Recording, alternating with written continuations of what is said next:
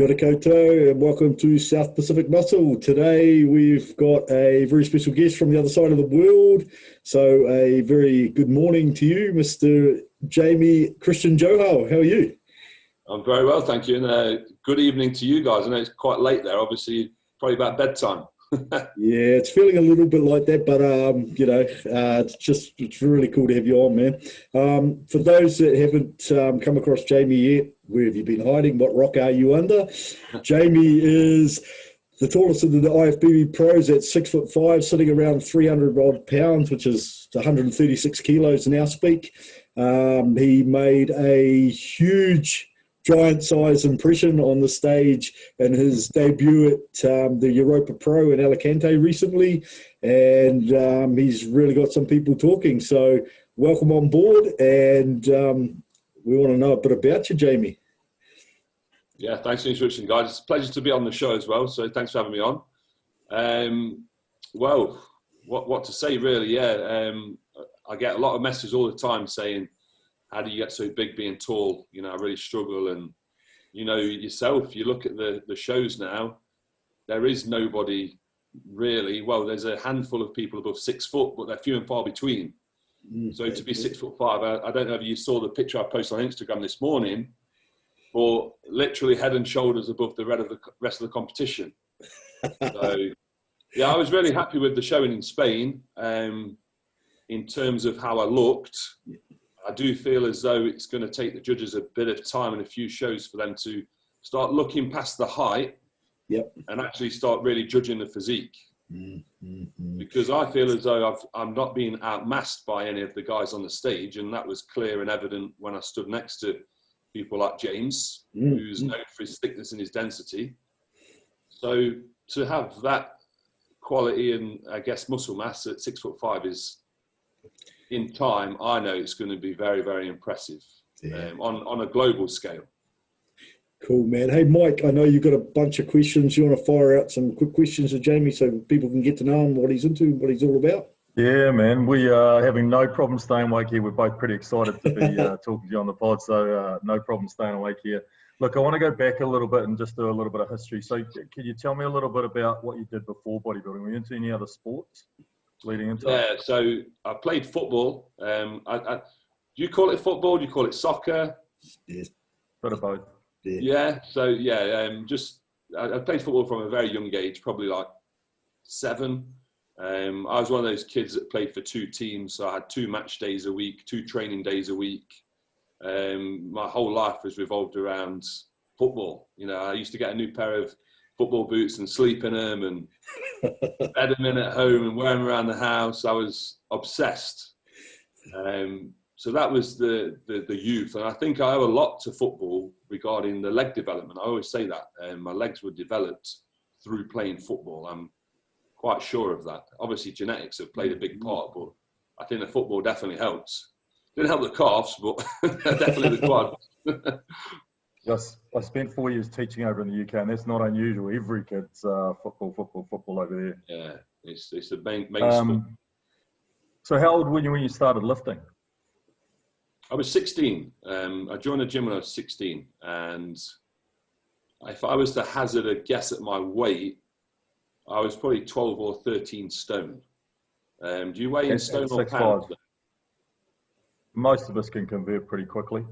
Were you 6'5" by then and 12, 13 stone? Yeah. So just to give you some, I guess, a comparison, my stage weight is like 21 stone now. Yeah. So it's a decent amount of gainage. there's a lot of food there, man. That's gone on over the years. A lot of food. I think that's the key part as well. We'll probably touch on this more, but the food is the key part, and that's where people give up. They can't withstand and continue the food consumption day after day after day after day. And it's consistency, isn't it? It is, yeah. When did you start to take it seriously? Did you get straight into, I'm going to be a bodybuilder straight away, or did you just sort of do it for football and then transition over into wanting to bulk up and strength stuff? Yeah, so I would say I played football alongside the bodybuilding, or just at the start of the training, for about 5 years. Took me into my early 20s. I did my first competition when I was 23, a local gym that I trained at the time. and that was it really. That the bug caught me, and I think by the age of 24, a year later, I'd quit the football, and it was full time. We're doing this. We're going to try and get good at this. And you have, obviously. What? Did you have any bodybuilding idols besides yourself? Well, big influence as a youngster was my uncle.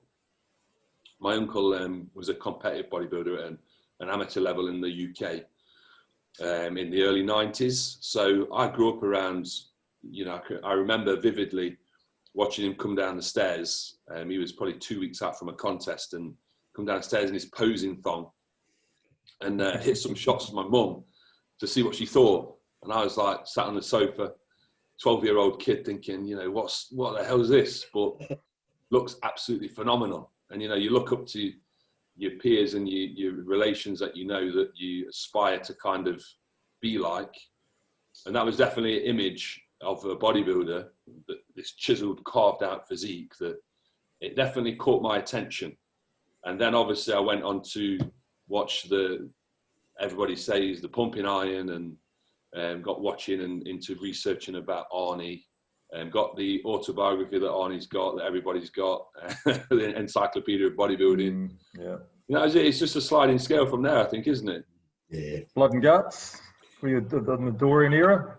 Yeah, I mean, to be fair, and I don't know if this is probably a reason why it's transcended into my physique looking the way it is, but I was more a fan of your Leela Bradas and your Bob Paris and people with shape and aesthetics. And I think that's a big reason why my first coach was Milos, because, I liked the way he looked. And I do think there's not just a genetic component to the way someone looks, but it's how they train. It's a mindset towards even eating, and just little things like wearing belts or training abs or doing compound lifts. There's a reason why people look the way they look, and I think I aspire to be looking more like Milos and Dorian, so I kind of just gravitated towards that way. Funny you mentioned. I've got to admit, sorry, carry on, mate. Yeah, it's funny you mentioned Milos, because I saw a picture of him the other day, and I showed it to a friend who doesn't do bodybuilding. I said, "Isn't this just the perfect physique that you've ever seen?" And she went, "Oh, he's way too big." But, for us as bodybuilders, you can appreciate, like when you see Milos's shape and that, it's just sensational, eh? Sorry, Mike. Oh, no, and people say to me, "Oh, you don't want to get that big, do you?" And I said, "Well, I'd like to have the choice." Yeah, well, it always gets me when somebody speaks to you directly and said, "I don't really want to be as big as you, but you tell me how I can put on some size," and you just think immediately, you couldn't be as big as me. They say it like it's so attainable, so easy. It's just I'm going to wake up one day and be big. Hey, look, that leads into my next question, because Jamie, one of the things I've noticed with you, and I really like it, is you've just got this unshakable confidence in where you're going, what your destiny is, where you're headed. Where did that originate from? Was it an event, or was it just something you learned, or how did that come about? I think, if I put some thought into this question, I think for the last 5 years, I think since I won the British title in 2015 as a super heavyweight, that's when I made the jump from what's called a classic class in the UK, where you measured on your height and your weight, just like the classic physique now. The classic class in the UK was the old version of that. So before I was big, that's what I did, because I had to be in a category that was on more of a level playing field than an open class with people with a lot of thickness and muscle that I didn't have. So I remember my classic weight cutoff was 104 kilos. And then from there, even maxed out, to be fair, I weighed 101 kilos in 2011 and 12. And then I had 2013 and 14 off, and I came back in 2015 and won a super heavyweight title as, I would have been in the 120s, maybe mid 120s, after like a couple of years off season. I've lost the train of thought of the question now, but the mindset. So yes, since 2015, I think I've really been training my mindset. I'm a very positive person. I like to think positive about most things. And if there are negative situations in my life, i.e. people or things like COVID, I will literally shut them out. It's not worth the time and the stress for me to worry about things that haven't happened yet. The people worry about things that are happening or potentially they're going on, but they haven't happened. So my view is, well, why are we stressing if it's not happened? I'm very active or reactive to when things happen. I just think that if people were like that, they would have a lot less stress on their shoulders, because a lot of the times these things never happen. And they probably think at the end, well, what was all that stress for? So my attitude is very positive towards just life situations. And I think that's allowed me to be solely focused on bodybuilding and pushing forwards and not really getting pulled back. And like I said, with people as well, I've got rid of people in my circle. My circle's very, very small. I think bodybuilding, when you take it seriously, doesn't give you opportunities to have loads of friends anyway in big social circles, because it's very, it's very serious. Yeah, it takes you away from certain situations that you can potentially do. So I have a small circle of people that I will be able to ring up, even if I've not seen them for 6 months, and say, do you want to go out for a pizza? And they'll be up for it. You notice I didn't say drink. Yeah, I did. Hey, you mentioned your comp history, and you talked about your first win in the novice comp. And the following year, you won the men's division in that competition. 2011, you won a handful of the UK BFF classes, and then moving into 215, you won the Zach Khan Super Heavyweight, British Final Super Heavyweight. And then you hit 216 and hit the Arnold Amateurs and didn't place. How do you deal with that kind of setback? Because I know for a lot of bodybuilders, they don't perform, or they don't get judged the way they perhaps wanted to or envisaged that they would, and they drop their lip, they change federations, they say the judges had it wrong, and all that sort of focus. How do you keep it? Because you went from that into a year, 2 years later, where you had 2 class wins, including the overall at the Italy Amateur Olympia, and got your pro card. How did you make such a, what for many people would be a very devastating event after having won so many classes to go to not, how did you process that, and how did you deal with it? I think the biggest thing in my life has always been trying to prove people wrong. And I've always took great energy from people saying I can't do something. So, there's a lot of people out there that want you to fail. Oh, absolutely. And I knew in 2016 there was a lot of people that enjoyed the fact that I didn't win. And I said I was going out there to win. I said I was going out there to win my pro card. The overriding factor as well is the fact that I know that I can still be better. So that's very different to losing when you know you can't be any better than you are. Because where do you go then? I've lost and I feel like I can't improve. Well, I've always known that I can improve, and I still know I can improve vastly. So they're not knockbacks, they're just setbacks. But they're also big drivers for pushing me forward again. And again, it's about thinking about situations positively. And I think from any situation, there's a silver lining. And the silver lining for all those situations where things haven't quite gone right is, well, next time we can be better, and we're going to show them. And that's really it. Cool. And you certainly did. So you got your pro card 218, and you made the big pro debut, which I was dying to see. I was getting so excited.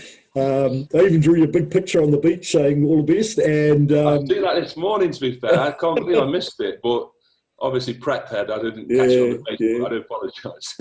Oh, it's funny. You got people on, the other side of the world, and they're just suddenly going, I can't wait to see Jamie and what he leaves on stage. So, it was an amazing debut, and placing 9th, and, you took Milan's scalp, which was, I've known that name for a long time, and I went, oh, wow, that's one to remember. But even then you sort of talked about, you wanted to make improvements going forward, but let's focus at this stage on the Alicante show, because we'll talk about the British finals coming up. So Mike, you wanted to ask and put something about Alicante? Yeah, now I know you've done a number of podcasts on this, and I've probably watched all of them, but how did it feel stepping out for your pro debut? There's a stacked lineup, bunch of really quality athletes there, and you're just about to step out for your first pro show, out with all those guys. How did it feel stepping out on the stage and getting into that? It's such a crazy thing to say that I wasn't even nervous in the slightest. Like, I was just so excited, and I kept telling myself, enjoy it. I just wanted to enjoy it. And you got one chance at a pro debut. I didn't want to fuck it up. But I wasn't nervous. I was looking forward to it so much. And the biggest thing I wanted to take away from that experience was knowing that I didn't look out of place, knowing that I belonged on a pro stage. I had a pro physique, not just somebody that's won his pro cards that can't do anything with it. It's about seeing that potential of where it can go. And all those boxes were ticked. So that's why after the show, I was in such a mindset where it's like, now we need to chill. Now we need to focus on what needs to improve. Now we need to hit on off season. We don't need to worry and stress about any other shows and put any stress on family members, etc. Give me a week off, speaking to the wife, and we're like, you've got to do the British show. You can't not do it. And from a business standpoint as well, just getting my name out there even more, it's not going to do me any harm. So yeah, onwards to the British. I can't wait, because I'm already better than I was. So it's going to be a crazy package. Hey, I want to have a quick look at your Instagram and have a look at a few photos from the pro show and get some commentary on that. So bear with me and I'll just bring that up. Hey, for those people that want to check out Team Giant, so Jamie's team, he's got his webpage up there, teamgiant.com, and he's got some really cool merch too. So I'm just going to do a bit of a promo for you there, because I saw your merch. Thank you, man. I've got some more on the way as well, which is super cool. So I can't wait for the new stuff to come out. Mike knows I love the pizza game, so that's fantastic. Rightio. You're only allowed on the team if you enjoy the pizza games. That's the thing. I've heard it was 9 pizzas during Prix. 9 pizzas? I actually had, I think I had the 10th one in Alicante the night before the show. So that was a nice way to hit the round number. Yeah. Right, so those that want to follow Jamie, aka The Giant, his Instagram page, check it out. Some really good photos, really good videos. Here's a couple of my favourites. So Jamie has actually got a regular sized guitar there, making it look like a ukulele. But just to see how big Jamie really is, there's Jamie in the lineup. The first thing I see, I kind of don't see the height straight away. I see that width on the shoulders, and I've made that comment to you before. It's like, wow, you take up a lot of space. And the proportions are what obviously catch people's eyes. And going forward, adding more tissue in the right places, that's just going to get better and better and better. If they keep saying to me, you need to put more mass on, I'm just going to say, well, what do you want me at? 400 pounds? Like, this is getting silly now. Here's a great photo of the UK boys, UK Pro Muscle podcast. For those that haven't seen that, worth a listen to. It's great. But what a great photo. It's an amazing photo, and it just goes to show right there that British bodybuilding is in a great place. And the thing is as well, we all get on with each other. So it's such a great environment to be in, not just as bodybuilders, but as friends and as people pushing each other to be better. Yeah, I've really enjoyed the transparency from the British guys, and the open and honest conversations that we're getting, and it's just amazing. Really, really cool stuff to see. I think a lot of people shy away in prep from using social media to show off their physique, like they've got something to hide. Well, we all know photos on social media before the composition mean jack shit anyway. Because how many great photos have you seen on social media and people turn up and you think, wow, what have they done?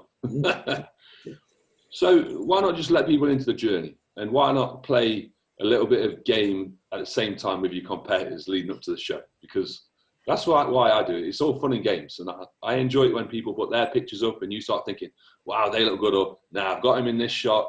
And it just creates anticipation and buzz, not just for the competitors, but obviously for the fans as well. Yeah, absolutely. Hey, you made the comment that you really wanted to be known for a particular reason, and I believe it was around your lat spread. And you've got an amazing front lat spread. So do you want to tell everyone out there, all our viewers, what you want to be known for? Well, my view is that I want to have the best lat spread ever in bodybuilding.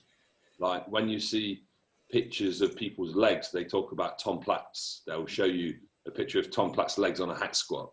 Well, in the future, exactly, yeah. So in the future, I want my picture on people's walls, in people's gyms, in books, of that freaking lat spread. Nice. I love that. You know, that you've got that vision and you can put it out there because unreal attitude, man. Cool. I love this photo. I just think this photo says, I'm having fun. Yeah.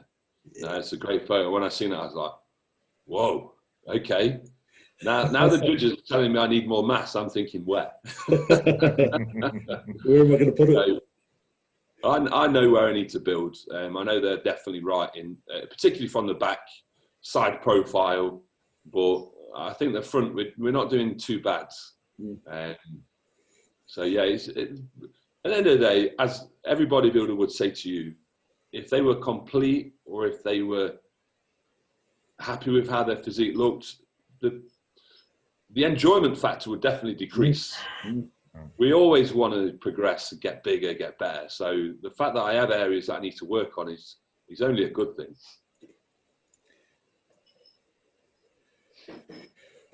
Great photo. It's great to see you've kept that waist. I mean, that waist is actually really amazing. It's so small on such a big frame, you know, and you get that massive X factor, you know, the I guess Tony Freeman sort of look. Yeah.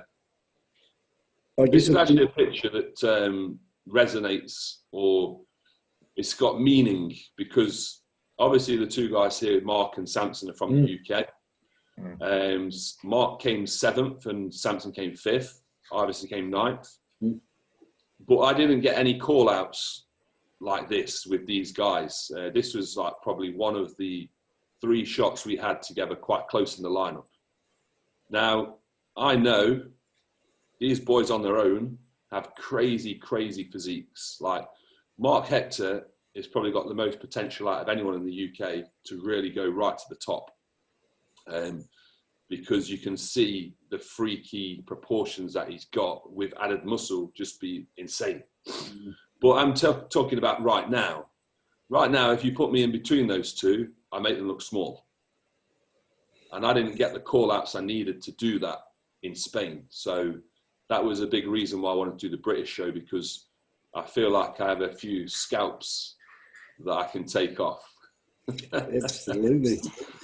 And you mentioned being known by the judges sort of helps with those call-outs. Sort of, so a few more pro shows in, you'll get a bit more recognition. Exactly. Call-outs. 100%. I think at the minute, in the early stages of my pro career, they will have to get over the fact that I am different. They'll have to get over the fact that I'm tall before they really start analysing the amount of muscle that I carry. It's just, I think for them, it's quite alarming. They'll judge people week in, week out, show after show after show. And they're just probably used to seeing a certain thing. Whoa, what is that? How do we judge that? It's just going to take them a while to get used to it, but they will.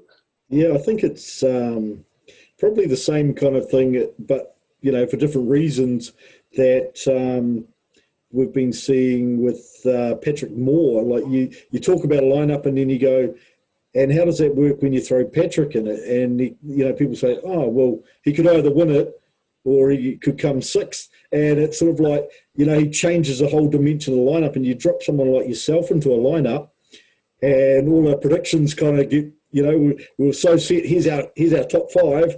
and you throw Jamie into it, and it's like, well, I don't know anymore. So you know, you're a real, I guess, an enigma, and you make it a bit of guesswork for the rest of us. Yeah, man. Yeah. I think the good thing about me as well, which is good and bad, but because I understand it, it's definitely a good thing, is I don't take a great picture in terms of the proportions that come across on the camera, because I have to stand far back from the lens to get myself in. I look small by myself. So put me in person next to people and the dynamics are different. And that, I think that shock value will add to my placings, or, you know, just add to what I have to offer. Hey, let's talk British Grand Prix. That lineup there looks incredible as well. I mean, you've got, you know, Mark Hector, Sampson, James, got Florian, Paul Latham, Issa, Rafa possibly. Cuba. It's another deep lineup. It is. But the show's in Britain. There's five Brits doing it. There's definitely 8 people that I know doing it. And I spoke to promoter this morning. He says there's 10 down on the list. So there's those 8 that I know plus 2. I just think that I'll get fairly judged. I think it's a small, intimate theatre. There's nowhere to hide. There's 10 people on the stage, which is obviously just about half of what there was in Spain. Yep. So we're going to be moved around a lot more, and we're going to be judged fairly, which is all I want from this show. And then, you know, more photos of the giant next to people, making people look small, more social media out there. It's just, so this year was all about building profile. So we'll certainly do that. And let's be honest, I do feel that I can go there and win. I do feel as though I can get an Olympia qualification for next year in my second show. But here's the thing. Do they let me win? Do they let me get the qualification? Yeah. To say, I mean, that's one of the things that many people have talked about when they come onto the international stage, and you're with a lineup of people that are well known to the judges, particularly in that bigger lineup like in Spain, and you don't get the call outs. It's sort of seen that, you know, perhaps you've got to do your time, you know, and 100%. But look, hey, I'm really looking forward to watching the Grand Prix. And for those people that do want to see it, there's a live stream on pumpmedia.co.uk. So anyone that can't get to the show that's, you know, on the other side of the world like us, check that out. Hopefully they get a good live stream this year. Be looking forward to that. And I just want to wish you all the very best, Jamie. You know, you got my support from New Zealand.